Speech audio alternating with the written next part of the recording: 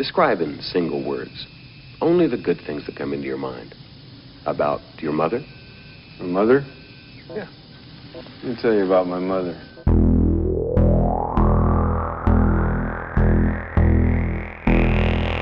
What is real? How do you define real?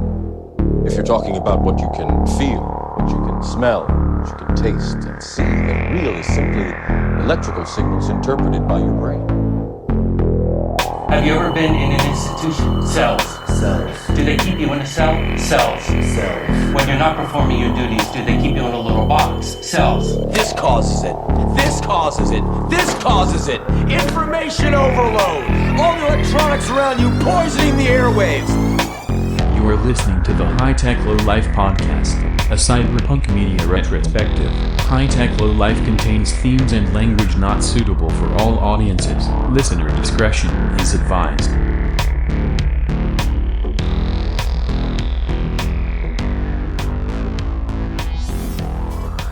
Welcome back, everybody, to the High Tech Low Life podcasts with your hosts, Eric and Josh. I'm Eric. I'm Josh. We're doing it again, so one more week before we take a break or something like that. 2 weeks, maybe. Yes. Maybe the timing's off. Yep, we'll see how our next week's recording goes and figure that out.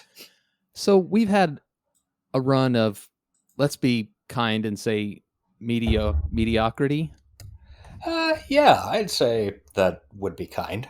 I feel like maybe Alita Battle Angel was a little bit better than mediocre, and maybe it dragged the average of the other two up so that the three of them hit mediocrity level.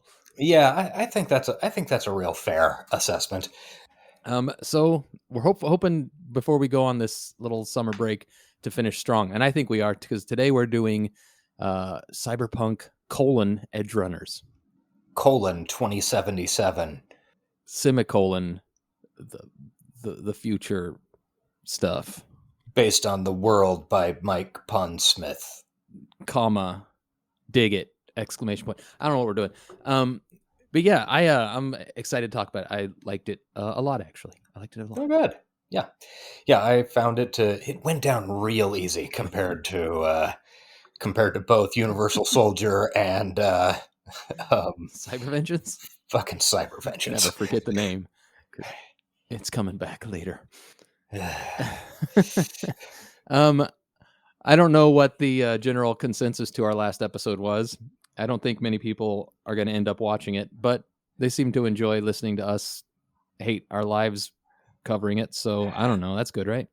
Yeah, I mean, and the fact that we got out of there in a, hot 134 or something. Yeah, that's pretty good. Some of that's intro and outro. So for the most part, we talked for about 90 minutes, a tight 90. Yeah. I don't know if we're going to do that today. I hope so. So before, I guess we should hop into the meat of this crap. What? God, I don't know. I'm feeling, my mouth isn't feeling like it's working right now. Yeah. Well, that's the best time to do a podcast, I guess. I agree. It's never stopped us before. Let's talk current events. I was scouring for dystopia news. Thoughts and prayers. Yeah. There's always a shooting we could talk about, but let's not talk about the shooting. Let's talk about the coronation. Ooh. Yes. I don't have anything to say about it other than the fact that it's ridiculous that it's happening.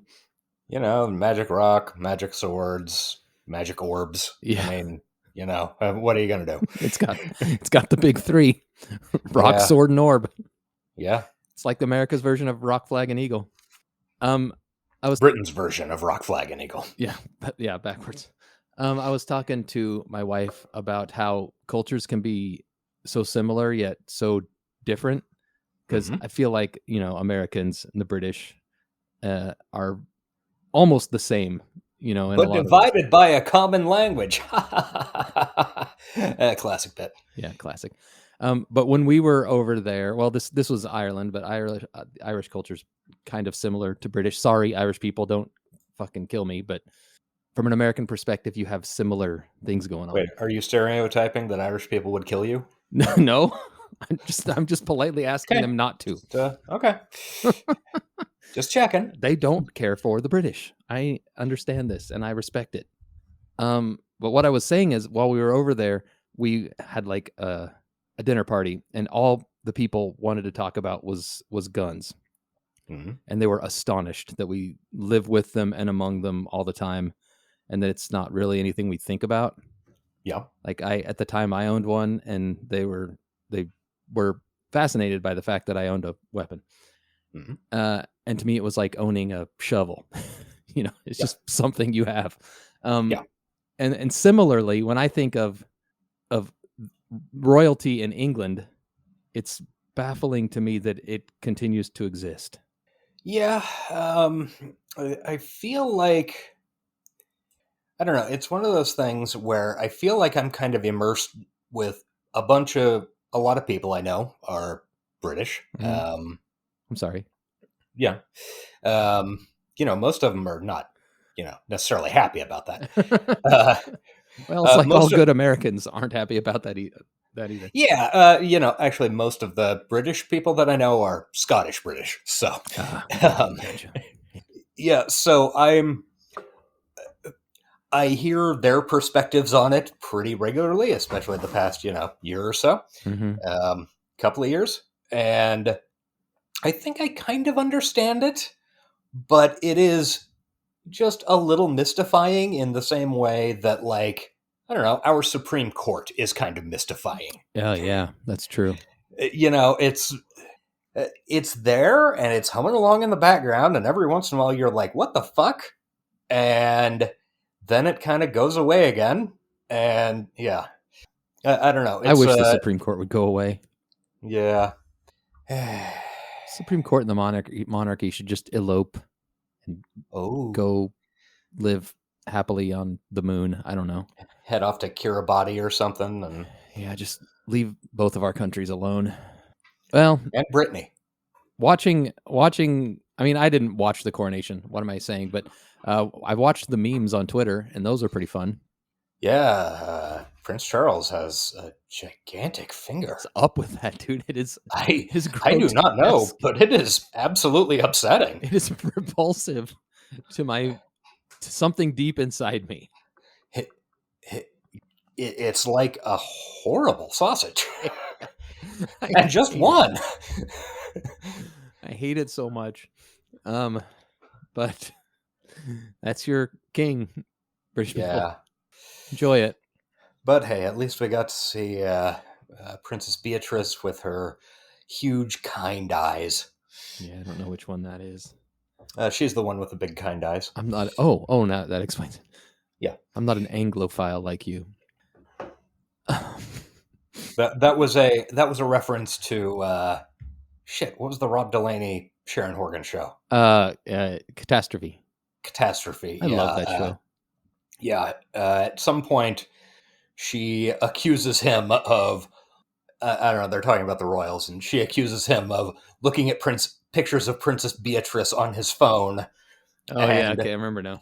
And, well, that's not because she's royal, it's because of her huge, kind eyes.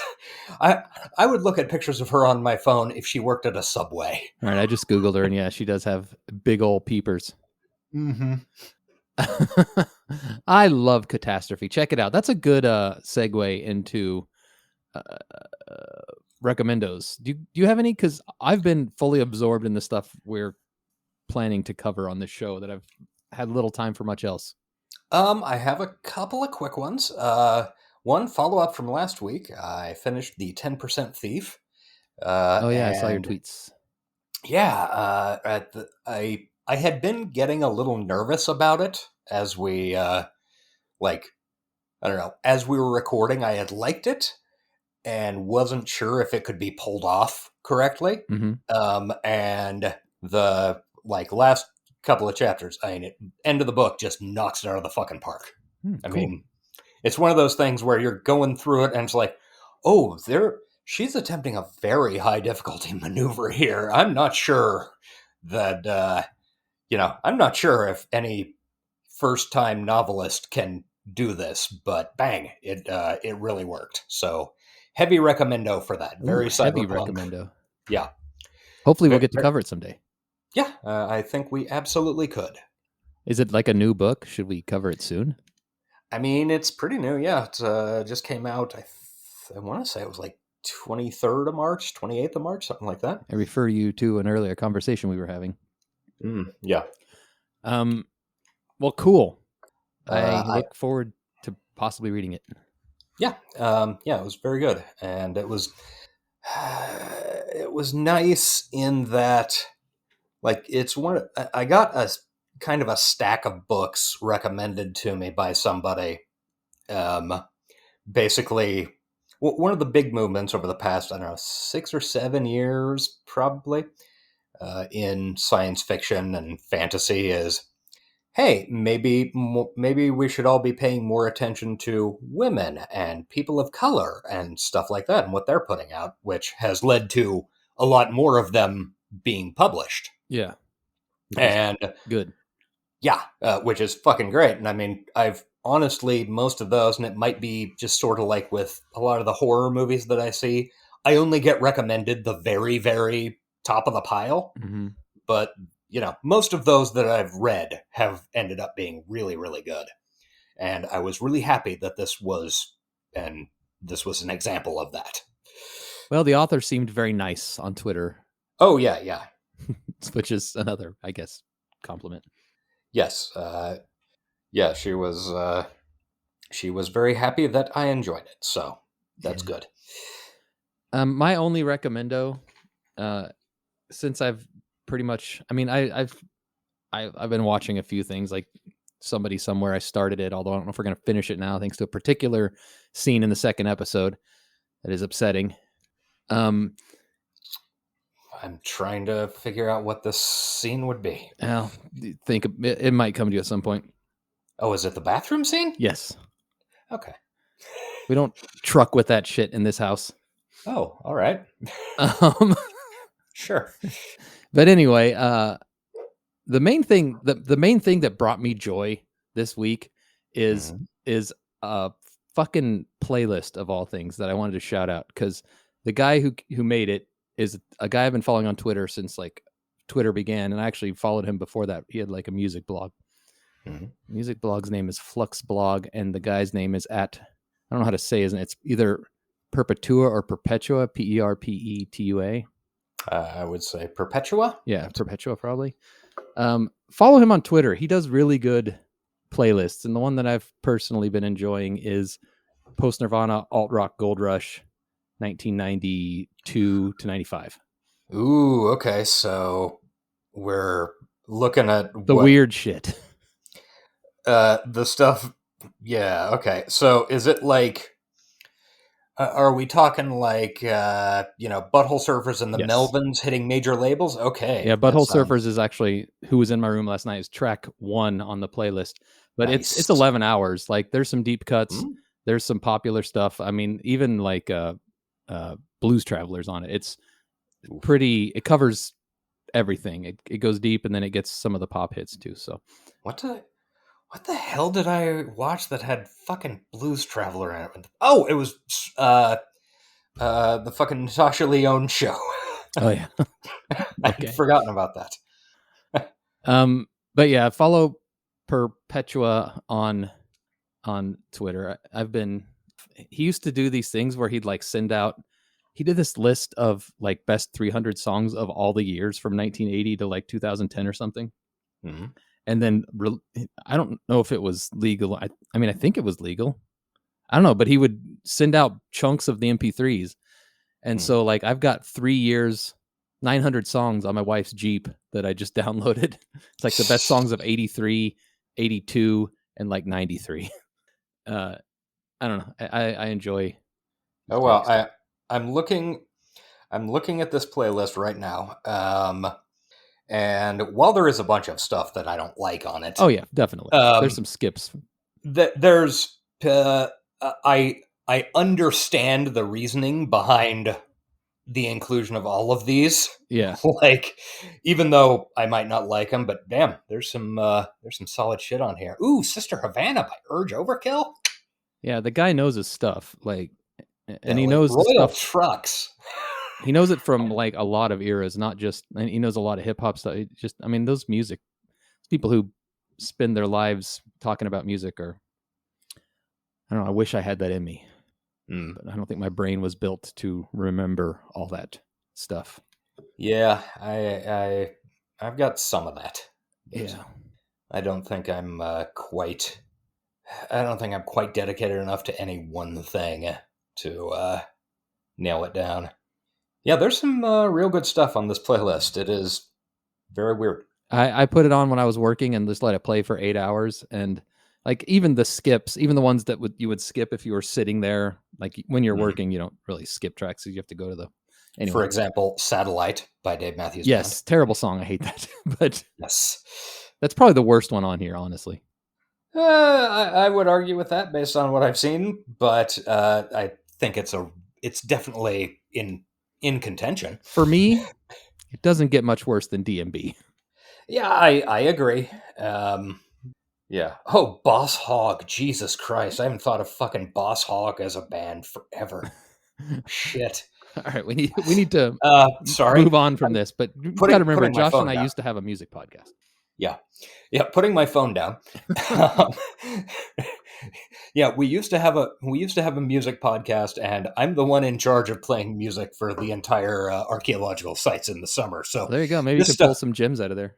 Yeah, maybe. I'm real excited. I think this week I'm finally going to bite the fucking bullet and get a new phone because mine's been having some weird connection issues. Oh, yeah. Maybe that'll help your reception when you're down there.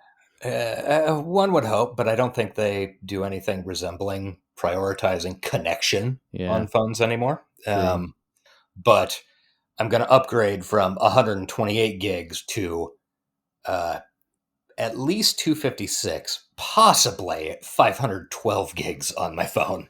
And there's an outside chance if I can handle as large as a phone as it would be, they've got fucking terabyte storage phones out there now. Wow. That's a lot.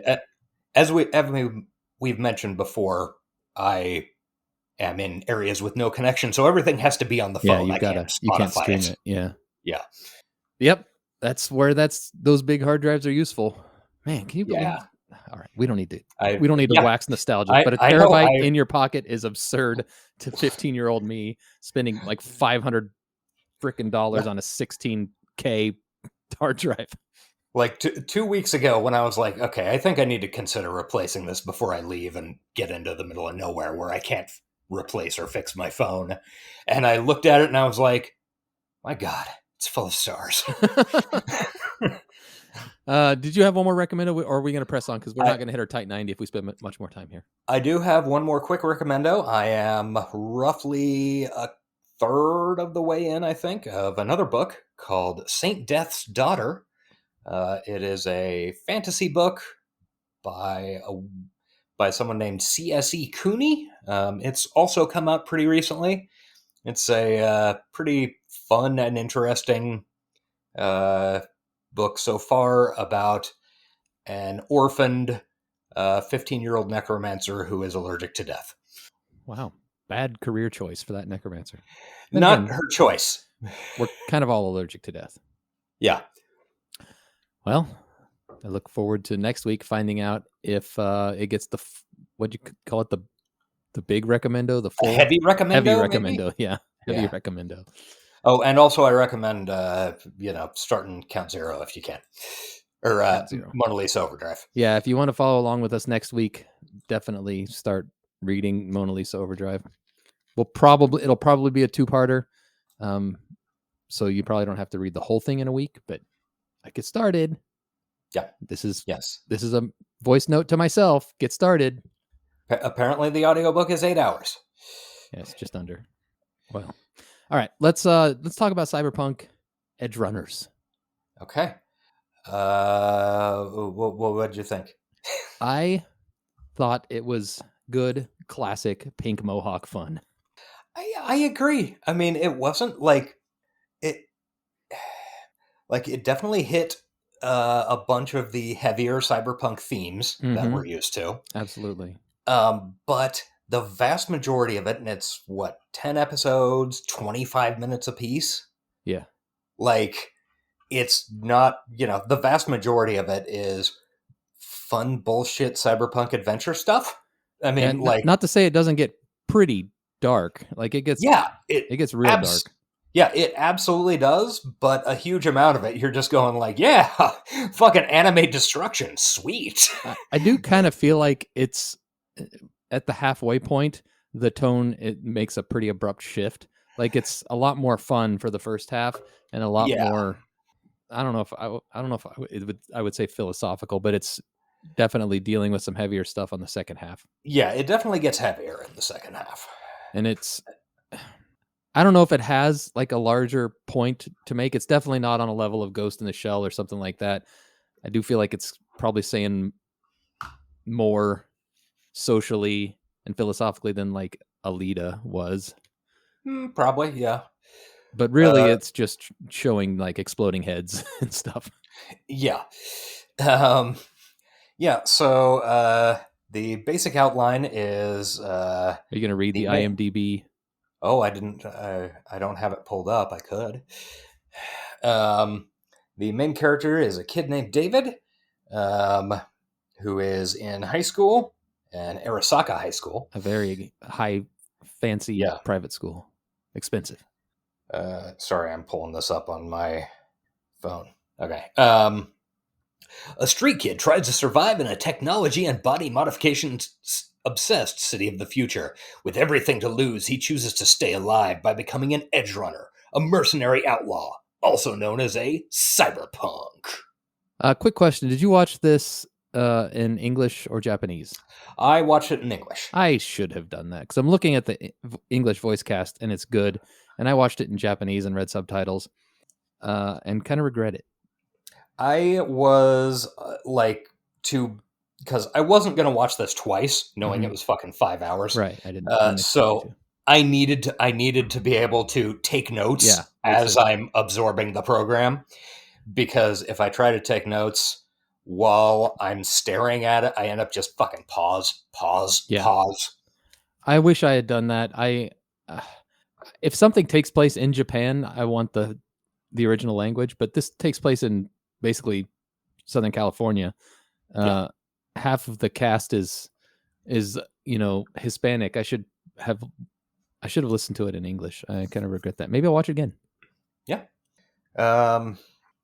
So the general outline is this kid gets orphaned early in the series, and he ends up hooking up with a netrunner or hacker named Lucy, and through her, a group of other Edgerunners, with the, third main character, I guess, being a character named Maine, who's a giant fucking big scary guy with a gun in his arm. Yeah. There's this cool Pilar guy with weird hands, who's like a tech guy, I guess. Yeah, I don't know what his job was, but I liked him. Yeah. A terribly frightening and maybe my favorite character in the entire series, Rebecca. Yeah. Who is a little tiny girl who is also a complete psychopathic monster. Also with big hands. Yeah. Last half of the show, she gets rock'em sock'em robot arms. And I believe she's the sister of Pilar, right? Yes. Yeah. And then there's another hacker named Kiwi, who always wears a mask and is very sexy and naked all the time. All the hackers are naked all the time. Yeah, they really are. A giant lady named Dorio, who was fun. And then a driver named Falco. And they go on adventures while also learning the perils of capitalism and body modification and cyberpsychosis. Yeah, I was gonna say there's some some addiction parallels in here too. Yeah. I feel like there is definitely addiction parallels, because like these people are modifying themselves to death and seem hell-bent on that path. Yeah, no matter what their friends and loved ones try to stop them. My favorite character he didn't mention is of course Faraday, the three-eyed fixer, or four-eyed fixer, three eyes on one side of his face, who they work for. Who in the English version is voiced by Giancarlo Esposito. So I know, I saw that and I got, man, I would love to hear that. I mean, the Japanese guy did a good job too, but anyway. lot of cool characters, a lot of cool side characters, a lot of characters that don't live very long that have. Yes. Who's the brain dance maker? That guy was awesome and weird. Yeah. The Ripper Doc. I love the Ripper Doc. The Ripper Doc. Hey, he lives through the whole thing. He makes it. Yeah. Yeah. He even gets to dispense some advice. Yeah. A lot of cool characters, which we love. So anyway, the show starts strong with a guy with a metal beard going full ACAB. There's a lot of ACAB in this. The opening scene is a giant cyber dude with a metal beard just slaughtering police. Just utterly slaughtering them. I love a cyber beard. Yeah, that was a strong look. I'm not sure what the purpose is, but I need to get one. Yes. So it turns out that this is a brain dance or sim, depending on what beetle. Depending on what thing you're talking about, what franchise, I guess you're talking about. Also, before you get too deep into it, should we preface that this is based on the Cyberpunk video game? They're the same world, and it was kind of released as a promotional for the game, like about a year after the game came out. Yeah. And you have played through that game, so you know you're familiar with this world. I'd played through like the first hour of it. I hadn't played very deep in. Yeah. So I'm not super familiar with the world. Yeah, I just feel like that should be mentioned. Yeah. And I would say watching this is a better driving simulator than the game, and also a better shooting simulator than the game. Yeah. The driving is kind of rough. Driving is terrible. Maybe it's changed since you played it, though. It's had a lot of updates since you played it. Yeah, I'm sure it has. And I can't play them at all because they shut down Google Stadia. Yeah, I know. And I'm not going to buy a fucking gaming PC. You got one use out of it. Yeah. I played more than that. Did but you? Yeah, that was about it. There's always PS5. Are those like available now? They are actually, or an Xbox, whatever the new Xbox is. Yeah. Yeah, they finally got over that hump. I think you could. I mean, you might have to wait a little while, but I think you could buy one if you actually wanted one. Yeah, I probably don't. This is not a Sony ad, though. They're not sponsoring us. Yes, that's true. Yeah, it seems like it would be like paying, I think it was $40 for a Stadia to play one game is a little more stomachable than, I don't know, what are they, fucking $600 now for those? Depends. I think $4.99 is the cheaper one. When I've already got a Roku that does literally everything else I would use it for. Yeah, I understand that. Yeah. Okay. Yeah, so this show does a really good job of building out the game world. The world feels so much more, like my wife was saying, the world feels so much more alive than it did in the game. Yes, it absolutely does. Yeah, it does a very good job of that.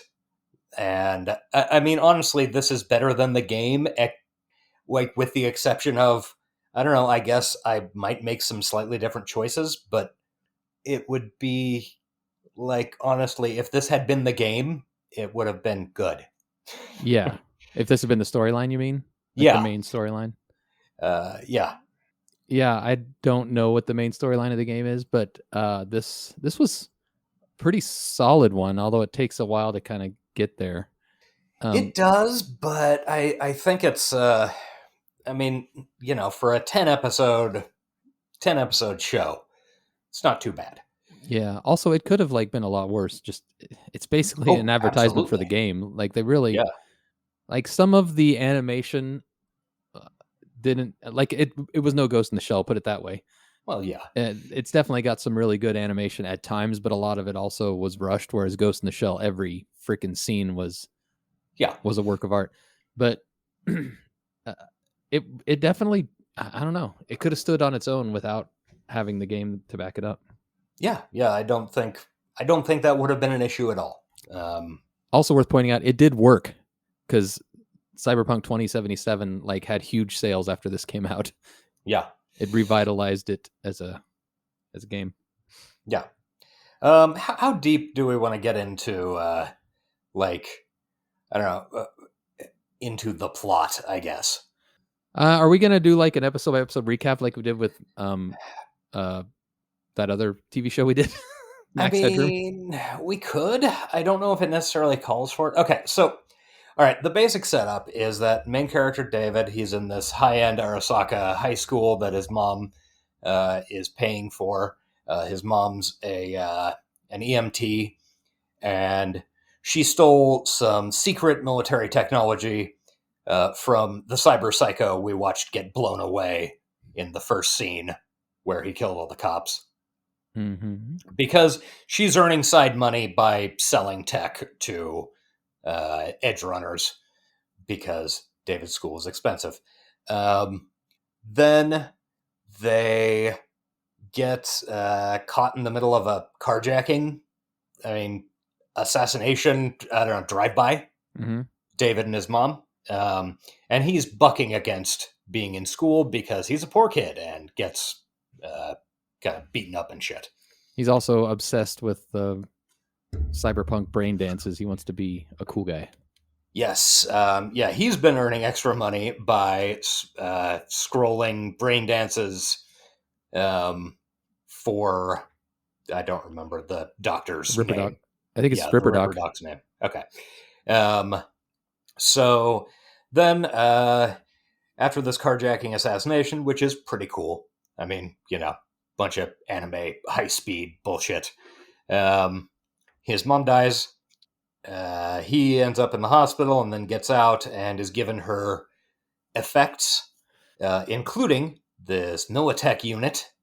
You also skipped over, this is where we're introduced to their 4-pay trauma teams, which I like in all my Cyberpunk, the highly militaristic paramedics that only serve those who pay them. It's a great concept. Yeah, and I wonder if that specific concept comes from the original Cyberpunk RPG.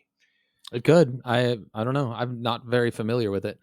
Because it exists in a ton of Cyberpunk stuff, but mostly as, mostly as a gaming convention.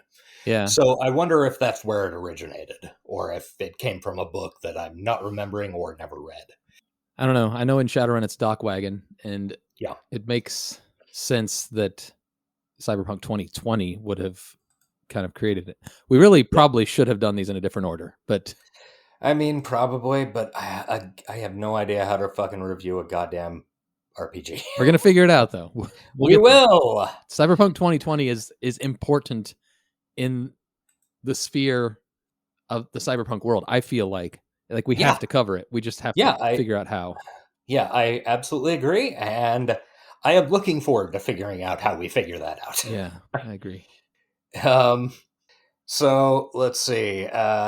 His mom dies. He goes back to school, gets abused by his classmates, and then he has a breakdown after he's beaten up. And decides he's got to get fucking chromed, baby. Yeah, he's got nothing left. One thing I kind of like, I made a little parallel to Count Zero, actually, the way that David feels about Ripper Doc. Like, he's in the first episode, he seems like, let me qualify that. David to Ripper Doc as Bobby to what was his little boss at the beginning of Count Zero that he was so excited to go work for? Shit. He lives up in the projects. I can't remember. Anyway, it has a very similar feeling to the beginning of Count Zero to me, and then it turns out the Ripper Doc just kind of thinks David's a piece of shit. Yeah, and treats him like that, even when David becomes kind of another goddamn punk. Yeah, exactly. But anyway. So that's pretty much the end of episode 1. Then I have a note that I can't quite understand. Oh. Should you let it go, or should we work it out together? It says, Doc getting cyberjacked. Oh, he's at the doctor getting cyberjacked. Okay. The doctor is the Ripper Dog is getting jacked off in a cyberjacked. Yes, yes, literally. yes, yeah, forgot about that. And for a cartoon, just FYI, if you're not familiar with anime, there is a lot of tits and screwing in this. Yeah, a lot of nudity. Yeah. They do not shy. And then we get the first appearance of the Franz Ferdinand theme song. Yeah, dude. So I wanted to bring that up at some point. The music in this thing is all over the place.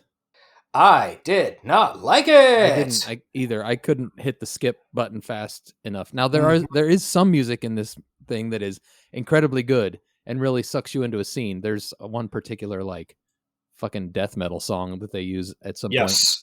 Yeah, I know exactly what you were talking about when you say that. Yeah, and it's awesome. And then there's some of in the action scenes later on in the series, there's some like retro type music that sounds good. But then, as most anime has, there's always some weird upbeat intro music. It so pulls me out of it every time. Yeah, and a lot of the music on this show is very much I didn't do a ton of research on the show proper. Like, I don't know how much of it was actually Japanese, how much of it was actually Polish. The video game company is Polish. How much of it was American, whatever.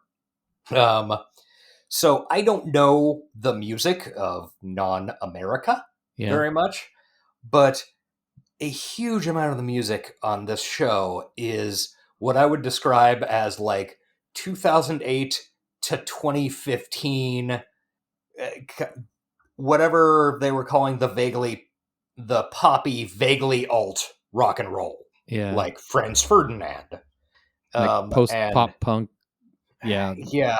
And I don't know, that doesn't scream cyberpunk to me. I think classic anime fucking bullshit nonsense would feel better for most of those songs. What's the other one that's like their main single that it sounds like that Gautier song, Somebody I Used to Know. Like it's almost a ripoff of that song. Yeah, I don't remember. It shows up in like plays a lot at the end. Yeah, it shows up in like episode 5 or 6, I think, and then pops up a bunch after that. Yeah, if I had one big complaint about the show, it would be the music. It does not fit. Yeah, and again, except for where it fits really well. Like, and I would have preferred, fucking classic anime prog rock guitar bullshit, or fucking J-pop or K-pop or, whatever, to the stuff that I feel like is dated and American. Yeah. I mean, I don't know. It seemed like a weird choice to me. I agree completely. So we're right. That we are. All right, we can do a little bit of episode by episode, if we hustle through them. Yeah. So the second episode is where David meets our female protagonist, Lucy. David starts getting beat up by the kids at school, and then because he went ahead and got the Miltech fucking Sandevistan wired reflexes installed, utterly destroys them. And he's just kind of walking around all fucking bloody. Yeah, we also learned that not a lot of people can handle this technology. Basically, if you know the Shadowrun rules, it turns out that David has extra high essence. Yeah, that's what I was equating it to the whole time, too. Yeah. Although Shadowrun does something different than Cyberpunk when you go over your essence amount and you basically die or get turned into a cyber zombie. In this one, you go raging psycho madman, which I kind of like more, honestly. Yeah, it's fun. It's fun. You get to rip people in half and stuff. Yeah, as opposed to just expiring on a table. Yeah, so he gets kicked out of school. He's riding around on the train, and he sees a sexy chick who is going to become the female protagonist, Lucy, being a quote picksocket, which is like a pickpocket, but she takes the chips out of people's sockets, like while they're on the train. So that's fun. I think they'd notice. Yeah, you'd think so. So then he ends up trying to, I don't know, he sort of like says, "Hey, what's your deal?" and like tries to show off and activates the Sandevistan a bunch more times, Mhm. which causes a nosebleed and he passes out. And then we end up, I don't remember how we got to it, but he is on a stretcher. She is crouched on top of him, ass up, in traffic, ripping down the freeway. Yeah, I think she called some type of low rent trauma Yeah. team. These were not like the high tech guys that we saw earlier. Because these people were kind of shitty. And They were going to jack him for his chrome. yeah, they were going to take the Sandevistan and kick him out of the cab. And they warned Lucy that if she had any problem with that, they'd kill her too. Yeah. So yeah, then there's this fun scene of them flying down the freeway with her ass up in the air. Her ass prominently displayed. Yes. Yeah. Yeah. This does take some of the classic anime approach of we need butts and boobs. I believe they call that fan service in the genre. Sure, that seems right. Yeah, they don't the random upskirts for no reason, stuff like that. Yeah. Yeah, so they go back to the Ripper docks. He should only do it like 2 or 3 times a day. Yeah, he was like on his 7th for that day. 7th or 8th or something. Yeah. Then they go back to Lucy's apartment. It seems like they're gonna make out. She tells him that she wants to go to the moon, and they do a fun brain dance where they're just bouncing around on the fucking moon, having fun. Being young kids instead of murderous Shadowrun psychopaths. Yeah, and then just as he is about to get his dick wet, a large gun is shoved in his face, and the episode ends. Yes. Okay, episode 3. So it turns out that Lucy was scamming him the whole time, and that she is part of a whole team of fucking Edgerunners. The main dude being named Maine, hilariously. And Maine is the guy who David's mom was stealing the Sandevistan for. Right. Which was quite a twist. Yes. Yeah, it turns out that she wasn't quite so, innocent after all, or whatever. She was some type of like fixer, right? That she was, because Maine talked like they'd done business quite a bit, and he liked her. That's why he spares David. Yeah, so they're going to kill him and take the Sandevistan. And then he convinces them, because largely of his mom, like, I just want to be a cool runner. I'm getting kicked out of school and stuff. And I mean, I can, use this. So they take him on a heist. Yeah. I do want to say that like these next 3 episodes are like kind of the heart, like there's nothing really heavy going on. These are just good, fun cyberpunk heisting episodes.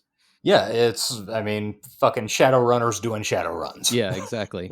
There's no real story. There's no real romance kicking in. It's just some good times. Yeah. Some fun dick around. So they need to get the, navigation data from this guy's car, and then it leads to this really fun... The car chase was good. Car chase with these wicked fucking bikers who also appear in the game. And he's now in the gang. And we find out that one of the main Mr. Johnsons, to use Shadowrun lingo again, like main contacts, fixers for the group, is a guy named Faraday, who's voiced by Giancarlo Esposito.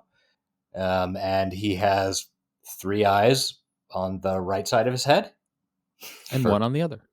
Because sure, why not? It's cool cyberpunk bullshit. Cool. Yeah, cyberpunk anime bullshit. It's stuff you can literally only get away with in anime. Yeah, that would be really hard to do CG. I'm sure some CG artists could pull it off, but it would not be easy. Yeah, and we're at this point we've been introduced to the whole fucking gang, and they go out and have some drinks afterwards. This is where you really start to connect with the gang, especially Maine. Like Maine becomes a father figure to David in a way, which makes what happens afterwards more impactful. Yeah. And Maine is apparently dating or in a relationship with Dorio, who is the giant beefy chick. Yeah, I don't know if a chick. I was kind of assuming non-binary because... yeah, sure. Yeah, that's fair. Who can tell? Yeah. Dorio wasn't offering up any clues. Yeah.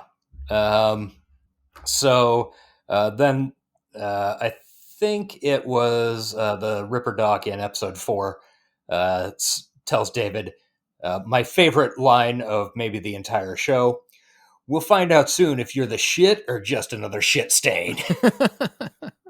Yeah. The Ripper Doc has some good lines. Yeah. So over the course of the 4th episode, it's just a bunch more run around, dick around, cyberpunk bullshit. Like, oh, David's like getting some training and some more or some more mods and like develops his skills. And then Pilar gets his head blown off by a cyber psycho with his dick out. Yeah, that was a shock. It was a surprise. I kind of like the way it was structured and drawn. I was like, oh, is he gonna fucking like die here, or is this some sort of weird ambush? So I sort of figured it out just before it happened, but it was a bit of a surprise. Yeah, there was a tension building that the characters didn't seem to be aware of, which is usually an indication that they're in danger. Yeah. So yeah, you should also point out that Pilar got these enormous gold hands. Gold weird centipede hands. This show a lot like Alita Battle Angel. Just went all out with the weird cyberpunk shit. Yeah, doing just weird bullshit. The contrast of watching this, and I'm kind of reading Mona Lisa Overdrive at the same time, which is obviously very cyberpunk, but such a toned down version compared to this. It's quite different. Yeah. That is definitely true. So then, I don't know, Mac Attack is headed to the area, and they run away, and David kind of saves Lucy from being caught, and they make out. Relationship begins, or a real relationship begins. Yeah, and you find out she wasn't lying when she said all those things in their moon brain dance. She really has seemed to at least care about him a little from the start. Yeah. Lucy's very cool. She's always smoking clove cigarettes. Yes. Yes, exactly true. So the episode 5, this is where we really get introduced to Kiwi as the primary netrunner of the group. She's kind of been in the background the previous couple episodes. Let's see. Turns out that David doesn't want Pilar's hands, even though Maine offers it to him. Yeah. But he does want Maine's hands or arms. Yeah. It's weird, the passing down of cybernetics in this show. That's something that in all of the cyberpunk role-playing games that I ever played, that was never really a thing that I can think of. No, keeping your buddy's body parts. Mm-hmm. Although famously, your one group was called the Repo Men because they... Yeah, we're repoing. We'd repossess cyberware to sell. Yes. Not to keep and use for yourself so much. Yeah. Well, especially not Duran. I mean, that's going to cut down his essence. And that's true, yeah. He's got to throw things at shit. Speaking of essence, well, I guess I'll get into it when we get in more into the cyber psychosis stuff. But, yeah, which is like next episode after this one. But continue with what you were saying. Okay, so then they're doing another job for Faraday. They're trying to kidnap a brain dance editor to capture the guy whose limo to kidnap the guy whose limo that they were trying to jack the navigation data off of a couple episodes ago. Turns out the brain dance editor is a tricky guy, and he fucking rolls them. Yeah, he's kind of a fucking badass. rolls him with a fucking EMP, and David gets dumped into this crazy fucking cyber psycho brain dance, where he's just slaughtering cops, and the hallucinations when somebody goes cyber psycho, and we'll see more of this in the future, are awesome and insane. Like, it's just guns growing out of wounds, pointing at the character, and all sorts of shit. I loved how they did it so much because it was genuinely disturbing, cool, and It's they did crazy a really good body job. horror bullshit, and and it turns out that this guy doesn't just edit brain dances from cyber psychos. He makes people cyber psychos and then sends them out to record their stuff. Yes, and the reason they're capturing him, correct me if I'm wrong, is because he makes special horny ones for the main Arasaka dude. Yes, that is exactly correct. So David ends up in the cyber psycho brain dance. Dorio and Lucy save the day. Then they take out the editor, and they lure Tanaka to this warehouse ambush. Before they completely take him out, though, he still has more up his sleeves. Like, he has those drones that attack them. Yeah. That Lucy has to hack, which she barely does. Like, that braindance editor was not to be fucked with. It took a whole team to barely to get him. Yeah, that is absolutely correct. So let's see. So they capture Tanaka. Over the course of capturing him, he shoots a bunch of weird fucking needles out of his hands. Yeah, Tanaka's pretty badass too. Yeah. The editor dies at that point. This show did a really good job of reminding you at some points that everybody is insanely lethal. Anybody can die at any moment, and the meekest looking dude, like that braindance editor, looked like a freaking nerd. And Tanaka just looks like kind of a fat corpo guy. Yeah, just a fat rich dude, and he's a fucking badass. Yeah. But they get out of there. They kidnap Tanaka because they need to pull some data that he has out of his head. It's, I guess, loosely a Johnny Mnemonic type thing. Yeah, basically. So they need to take him somewhere to hack him. That's the end of episode 5. Episode 6 is where things really fucking take off. Yeah, episode 6 was is my favorite episode. It was nuts. Is fucking wild. So it starts with Maine hallucinating about running down when he was just a normal, skinny, tall guy. Yeah. He's just running out in the desert outside Night City to where the pavement ends, which is a fun reference to how the game is poorly built. You just reach a point where the road stops, and that's the edge of the world. That's true. I didn't catch that at the time, but I absolutely know what you mean. He's just sits there and stands oh, I guess I turn around now. Yeah. So he's hallucinating, and he ends up shaking and quivering, which is a thing we find out is one of the main symptoms of too much cyberware. Yeah, I guess we kind of glossed over it on the last episode when David is talking to the braindance editor, I think, or maybe somebody was telling David that everybody goes cyber psycho eventually if they keep getting chromed. Yeah. I think the Ripper Doc mentions that a couple of times, but yeah, the braindance editor also talks about that. Like, David's feeling special because he can handle the Sandevistan and everything, and but he's being told nobody's special. Everybody's going to succumb to this if they don't know their limits. Yeah. And the way that you keep this at bay is with these immunoblocker injections. Yeah, but they're temporary. As soon as they wear off, you're back in. Yeah. Unless you take your chrome out, I guess. Yeah.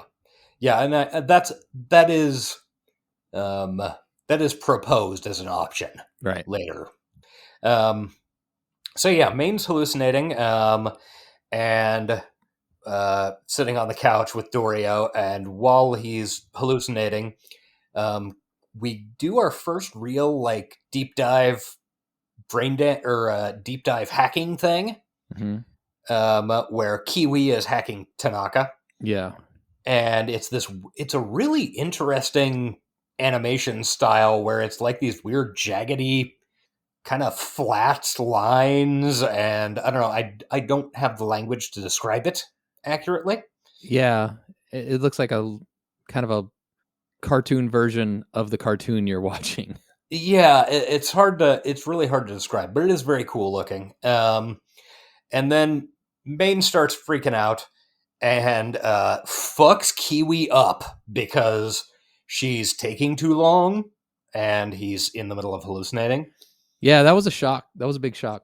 Yeah, he like seriously fucks her up. I thought he killed her. He like punches her face off, basically. Yeah.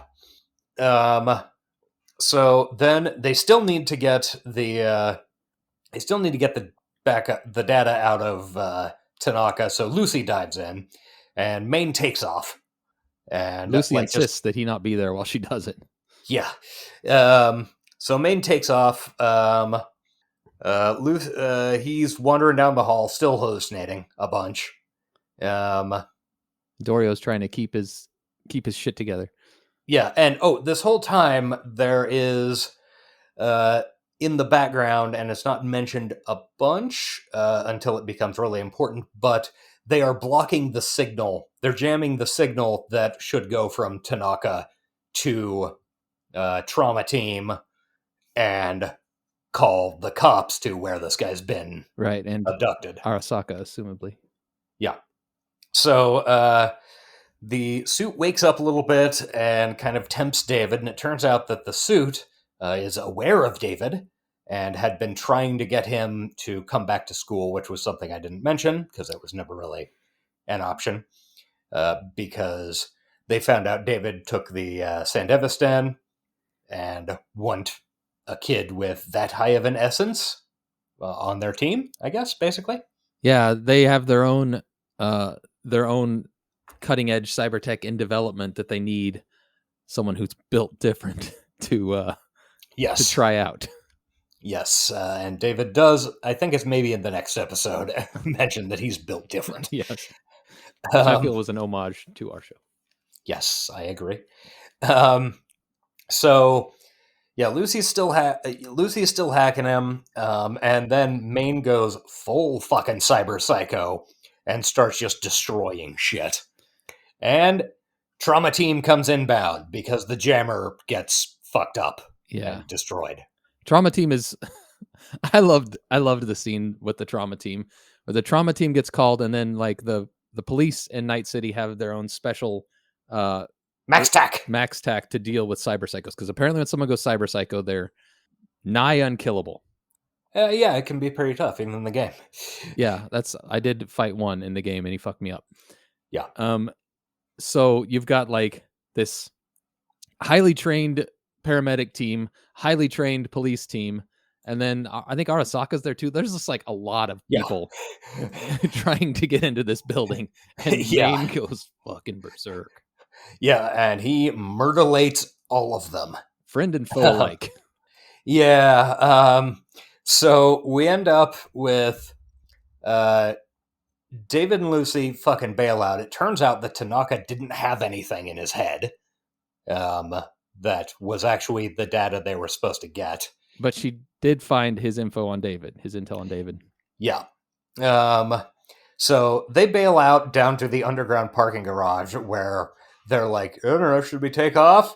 And Maine has a couple of moments of lucidity and is like, oh boy, I'll save you guys by taking on everybody at once. So he and Dorio, and he has Tanaka strapped in a chair to his chest. Yeah, because they're trying to get him out still. Yeah. And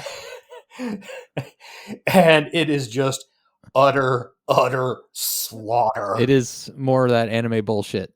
Yeah. And I mean that in the most positive sense. Yeah, just like in the Alita episode, the anime bullshit is it's a compliment. Yeah. So at one point, having seen Dorio just blown away, and Maine realizes that, and he's like looking around, like it's just the walls and everything is covered in corpses. Yeah. And he's got this dead guy strapped to his fucking chest. I also like the effect when they look at him from the outside and they have like 6 eyes like vibrating around their heads. It's They really make the cyber psycho stuff fun and disturbing and fun in a bad way. I guess I shouldn't say it's not fun. Yeah, it's kind of scary. Yeah, at a moment of lucidity, he's like, "Is this my fault?" And then he's like, "I don't know. I'm gonna grenade launch like 15 more guys." I also the second half of this deals a lot with cyberpsychosis and addiction to Chrome. Yeah, and it reminded me of a Shadowrun source book. It was one of my favorite Shadowrun source book. I think it's called Cyber Technology. Where it had. Yes, I remember the cover of that very specifically. Yeah, they're introducing basically the purpose of the source book was to give you a bunch of new cyberware you could use. But going on throughout the source book, there's a story of this guy Hatchet Man who basically gets killed. And that's the one that Hatchet Man was in. Yeah, yeah, and Hatchet Man was like if you follow the source book lore, which Shadowrun is famous for. It's honestly maybe the best thing about Shadowrun. Yeah, the lore definitely is, but through all the books, there's like, I don't want to explain Shadowrun. We'll do that in a Shadowrun episode. But needless to say, this guy, his life is saved by getting more cyberware than his body can handle, and it's done using magic and whatnot. Anyway, it really took me back because that book kind of like, I read it when I was young. It was kind of a creepy yet awesome, fun source book. And this put me back in that place. Just the idea of overdoing it and losing your humanity with your cybertech stuff is a cool concept that I've always enjoyed. Yeah, good pull. I had forgotten that was one of the really cool source books. I think in my mind, a bunch of that got subsumed by Fields of Fire. Yeah, Fields of Fire is my number one, but Cyber Technology has always been my number two, even though it didn't offer great game data. The story that was going on in the background of it was very interesting to me. Yeah. And sad. It's a very sad story. Yeah. It's not good. However, in Shadowrun, cyber zombies are kind of like literal zombies, just controlled by whoever's pulling their strings. But in this game, they're just uncontrollable fucking monsters. Yeah. So anyway, end of episode 6, David goes up and tries to save Maine, but it is unsavable by any metric. Yeah, Maine's gone. David is naive to think he could do anything. But Maine does have a moment of clarity and tells David to get the fuck out of there. Yeah, and gives him his arm. The final scene is David in the car next to Lucy clutching Maine's arm. Yeah. So then we cut to sometime down the line in episode 7. It's been some amount of time. I don't know. It doesn't say how much, but definite time has passed. Yeah, they're the group in quote marks is still together. I mean, what's left David, of it? Kiwi, and Lucy and Rebecca are still together.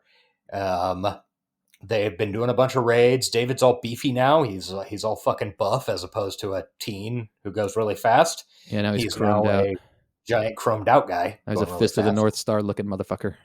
Yeah, that's a good pull.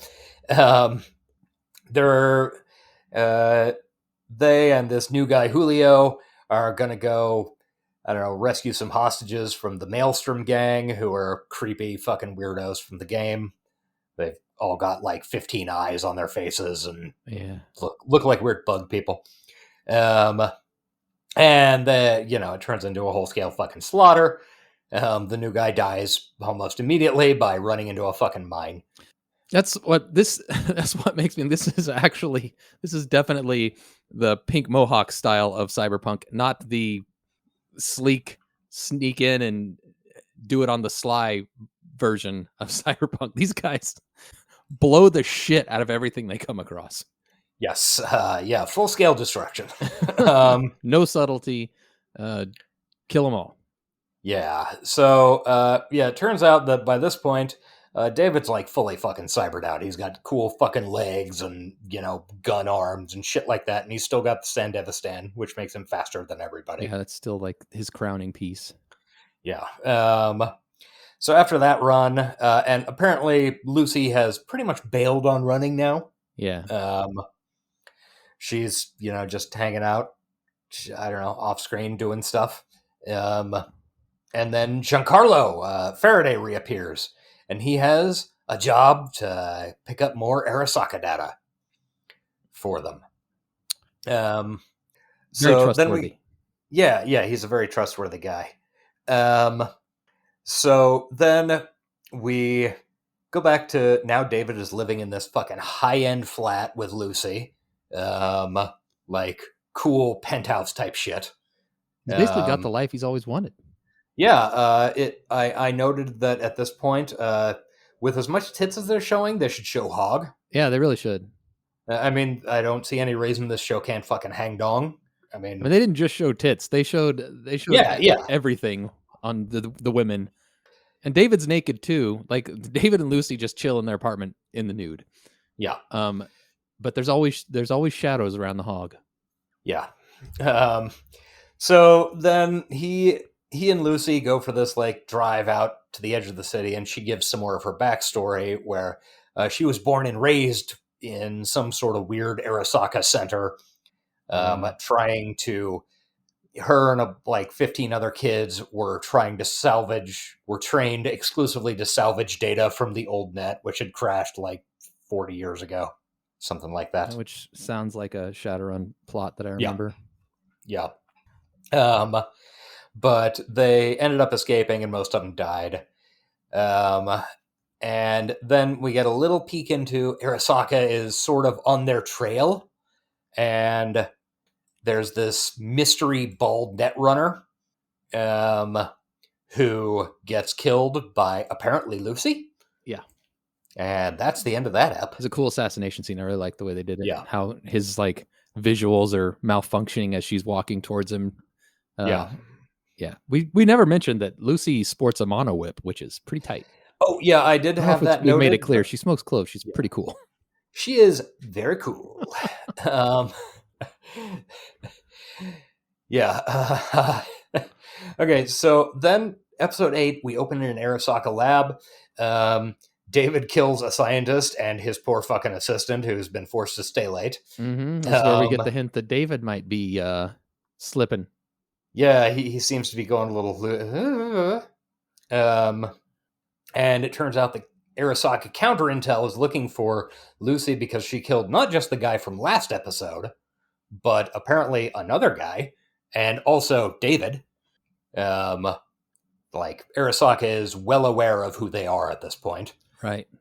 Let's see. Arasaka is, we haven't fully fleshed out the world. Arasaka is the number 1 corp in Night City. There is a number 2 corp called Miltech, and they're going to come into play shortly. Yes. Yeah, that will absolutely be happening shortly.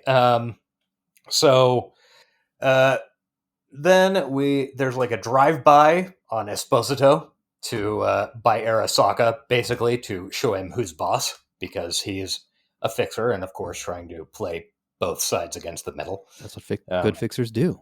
Mm-hmm. We note in this scene that David's twitching a bit. Yeah. And Esposito Faraday sorry. I apparently forgot his name at some point. Oh, you just in my notes. So, yeah. I think Faraday's such a great name for a fixer.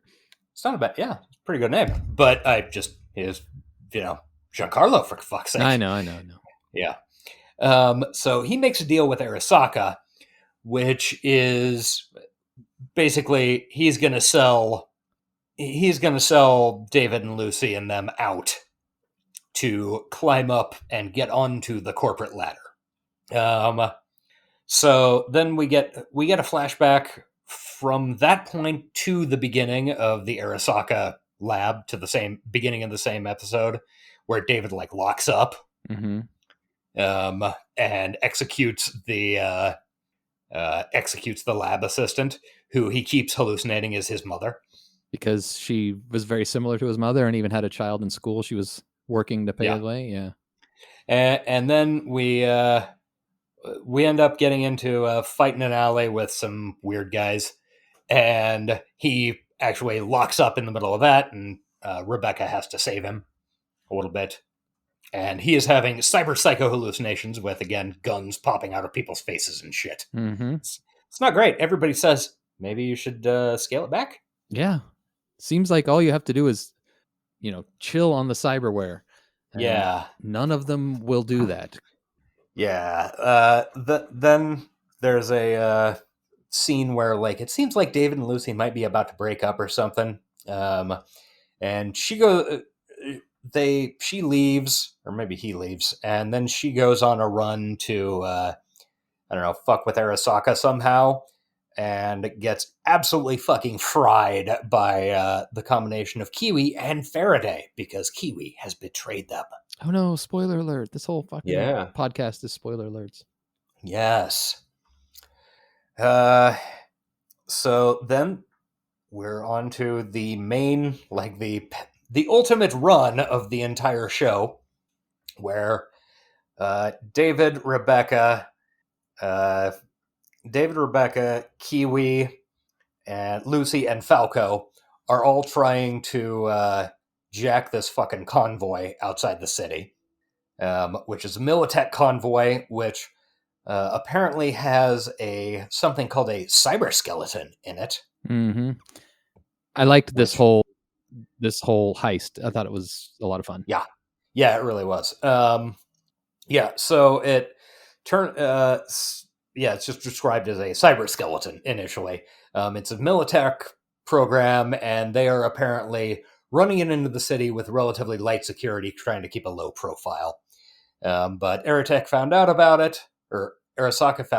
it and want them to jack it. So they do. Except for the fact that it turns out the whole thing's a goddamn setup.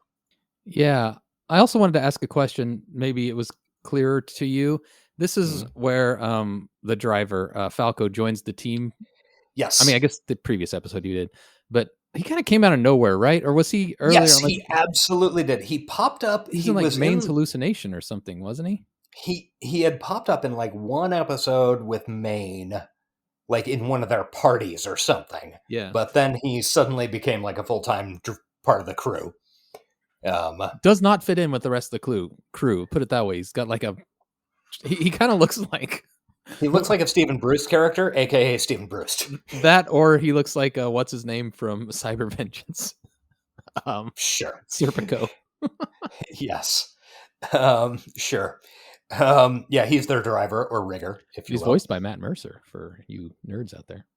I know a guy named Matt Mercer. Yeah. Weird. Who else has this Matt Mercer voiced or acted as? Matt Mercer is... you are not up on your internet nerdery.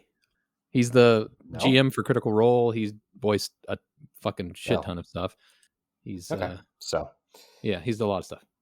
Okay. So nothing that I've seen. So cool. I mean, you probably have. Like I said, it's a shit ton of stuff. Okay. And one thing that I found perusing the IMDb, the lady who voices Rebecca is just adorable. Yeah. I'm looking right now. She just like, yeah, sure. Why wouldn't this chick? She's just a really cute, nice looking lady who's playing this utter psychopath little schoolgirl. Oh yeah, yeah. She kind of looks like the character. Yeah. So yeah, they ambush this convoy. Then they're trying to break into the truck that the cyber skeleton's in. And then Militech arrives with tanks as backup. And Lucy isn't there with them. She's online. In fact, at this point, she has been kidnapped by Faraday from the end of last episode. And she tells David that the only solution is to get into the cyber skeleton at Faraday's insistence. We know this. David doesn't. Mm-hmm. Kiwi at this point, just after David jacks into the skeleton, Kiwi like takes off on a motorcycle just like runs the fuck away. Yeah. And David becomes a sentient mech and Sentient kills mech. an army. Yeah. Like I thought the cyber skeleton was something you got implanted, which made I don't know what I thought. It's a mech suit. Yeah, I really assumed it was a like metal skeleton, like Wolverine or something. It is a mech suit that you get your arms and legs taken off of, and your torso is just implanted in this giant bipedal robot. Yeah, it looked badass. It looked weird because he was just a torso. It was plus don't forget the giant tubes of immunosuppressant that inject directly into are those lats, the big bumps next to your neck? Yes, I believe so. It's awesome. Yeah, and it is just fucking wild, and it has like these cool gravity sensor powers and shit. I don't know. So yeah, he kills an army at that point. So that's the end of episode 9. We're on to the finale. Yeah. So finale is kind of a fever dream. Yeah. It turns out Lucy kind of breaks through and explains that she's been kidnapped by Faraday, and this is all Arasaka's plot, whatever. And so because of this, David and the rest of the crew take off towards Arasaka HQ with Militech in pursuit. Mm-hmm. Faraday is also headed to Arasaka with Lucy. But has a rendezvous. Yeah, has a rendezvous with Kiwi first. Ends up shooting Kiwi because part of his deal was making sure that nobody who knows anything about this lives. She almost escapes. Kiwi's a badass too. Everybody's a badass. Yeah. What am I saying? Yeah, she almost gets away. Only Julio wasn't a badass. Yeah, poor Julio. He was the unnamed guy 2 episodes ago. He gets killed real bad. Yeah, he just gets blown up by a mine. Just wasn't paying attention. So at this point, Kiwi, right before she dies, tells David like Arasaka and Faraday's whole thing. Let's see. Then Arasaka activates Atom Smasher, who is a completely like borderline mythological, Cyber Sam, completely and wholly owned by Arasaka. All he does is kill. He's gone full Borg. Yeah. No flesh, I believe they say. Yeah. Maybe his face has a little fake meat on it, but that's about it. Yeah. He's in the game from early on too, because I remember he's imposing in the game when you see him. Oh, and he's in the game at the end too, depending on how you end it. I know, I've heard that. Spoily. So they there's a fun car chase with them in a truck and an army in pursuit, and David riding on the truck in his fucking cyber skeleton.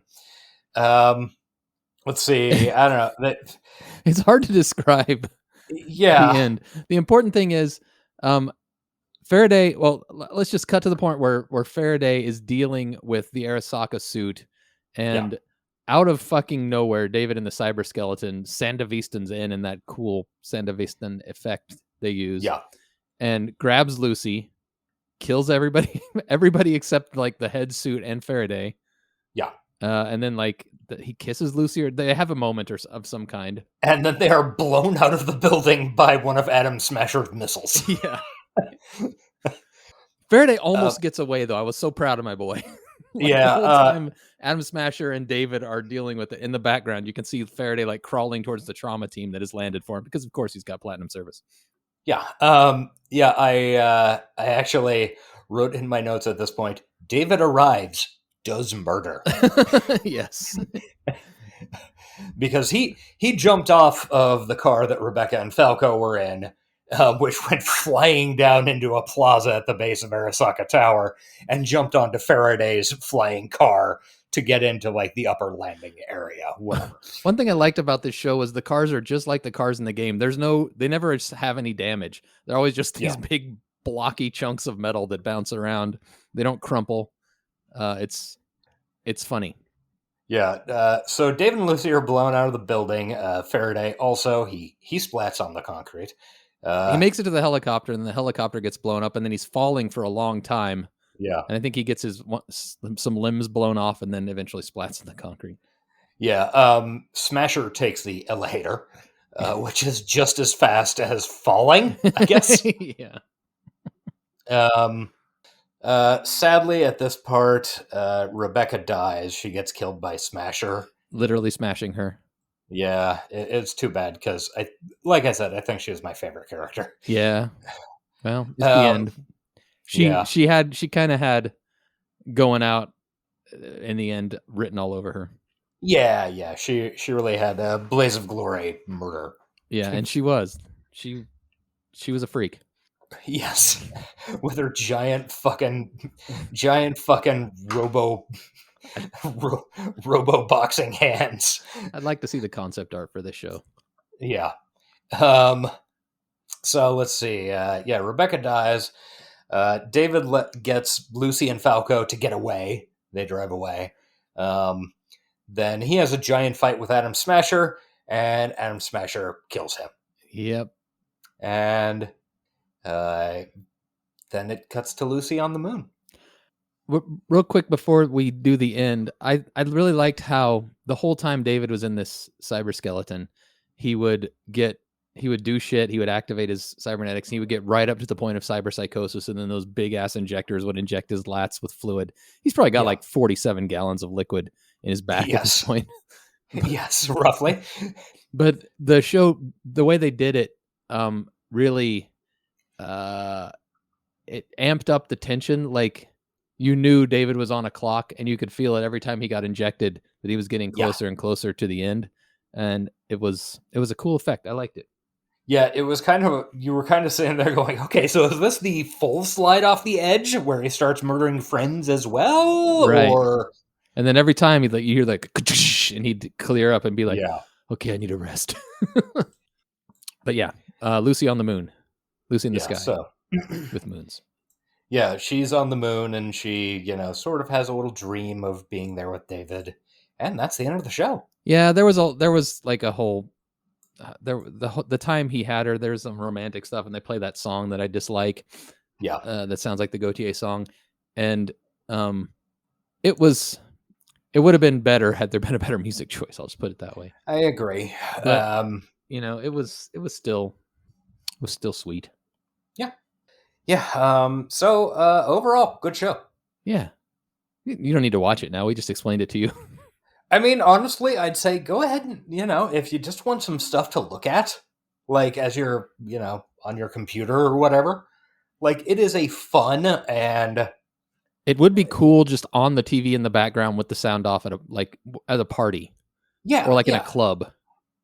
Yeah, that's a thing that is a mindset that I have with anime that I don't know if it translates to more people today. Like, just being visually entertaining enough that you could have it on a TV at a party is a big part of what makes good anime in my mind, because of the mid-1990s. Yeah, well, we watched it was very popular around the turn of the century to watch anime music videos, which were all fan-made. Yeah. And they just took popular songs or not popular songs and people made their own music videos, and there was no YouTube to display them, so you had to find them on websites, and they were a lot of fun, and they've made, I don't know, I get what you're saying, and I agree. Plus, a lot of movies had that happening. A lot of movies that have like a club scene, and there'd be some anime playing in the background. Yeah. Like Johnny Mnemonic has that. Yeah. So, yeah, I agree. This would be definitely one that would work for that. Yeah, so if you've got like a 5-hour party coming up, this will do it, man. Yeah, definitely. I would go to a cyberpunk themed party. Make sure you break out the hard shit like right at the beginning of episode 6. Yeah. There are a lot of dead police officers in there certainly are. Yeah, this show is ACAB in a way that I think is unfeasible for anything not animated. Yeah. They definitely played played the characters like I'm guessing Josh played the game. Not too terribly far off. I wish you could go Cyber Psycho in the game and just get all kinds of powers. I mean, it meant you were going to die, but you could get like the powers of Maine or David at the end. Well, that was, I don't know, one of the problems with the game is that, like, the look, even though the game promised, like, you can make your character look like whatever, the instant that you finished building your character and hit, like, start to start the game, your character never changed. I mean, the outfit could change. Right. But you couldn't make yourself look like Maine is a massive hulking beast man. Yeah. And David in the end, once he gets all his mods, yeah. that is kind of a drawback. You want to look like a cool cyber freak. Yeah. But oh well, we'll cover the game at some point, I'm sure. Yeah. I just have to play through it, which it's been on my list. And Josh has already done it, so we have the ability to cover that one. We have the ability. We could also have your wife on. She played it. She's played it a lot. Has she? She's got a lot of hours in that game. Yeah. So, yeah, I guess that does it.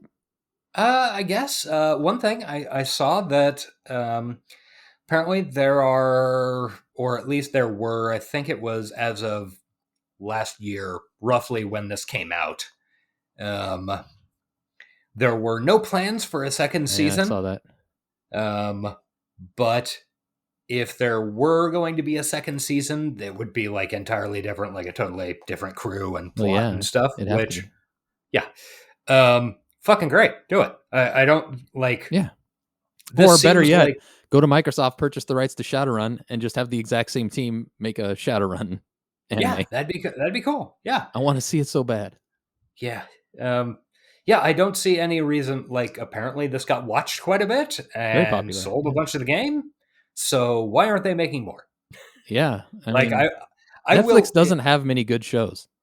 If another season of this show comes out, I will absolutely fucking watch it, whether we're doing this show or not. Yeah, I've been wondering, like, if a really truly Cyberpunk show came out, how we would cover it if it's doing like the weekly episodic release format.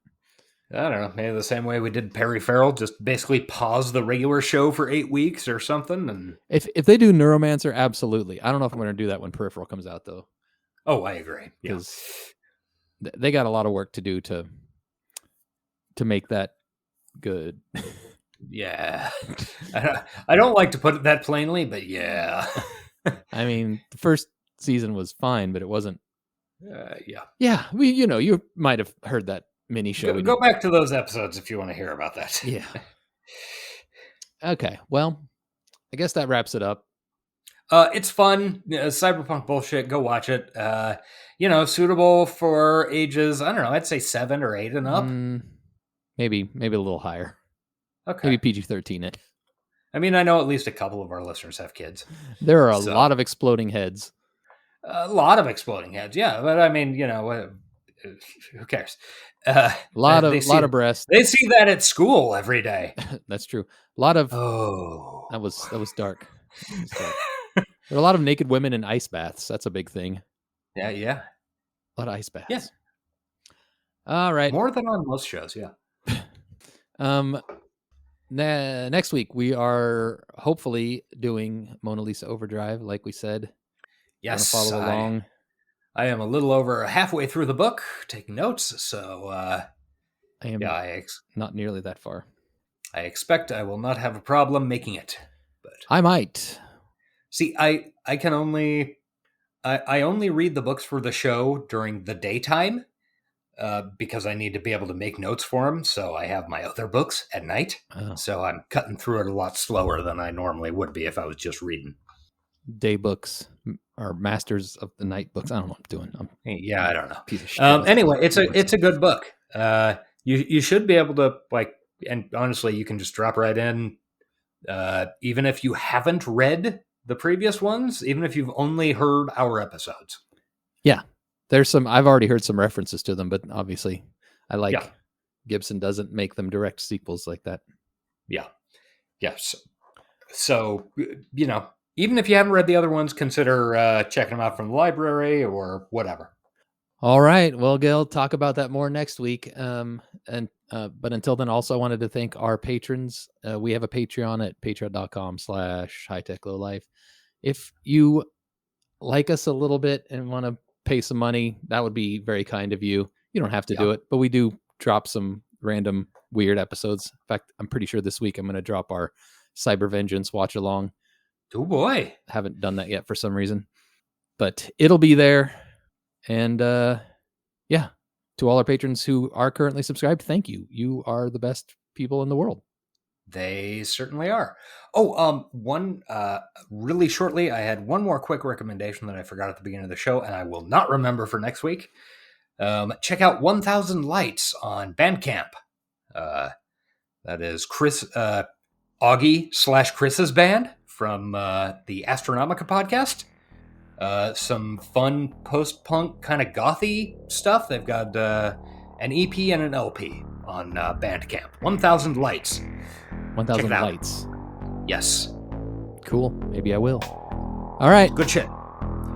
Until next week, and next week we'll find out soon if you're the shit or just another shit stain. I don't know anything. Bye. Is this my fault? This has been the High Tech Low Life podcast. Find us on Twitter at Johnny60seconds. Email us at hightechlowlifepodcast@gmail.com. And find us on Patreon at patreon.com/hightechlowlife. Theme music provided by Nia Lore at nialore.com. Thank you for listening.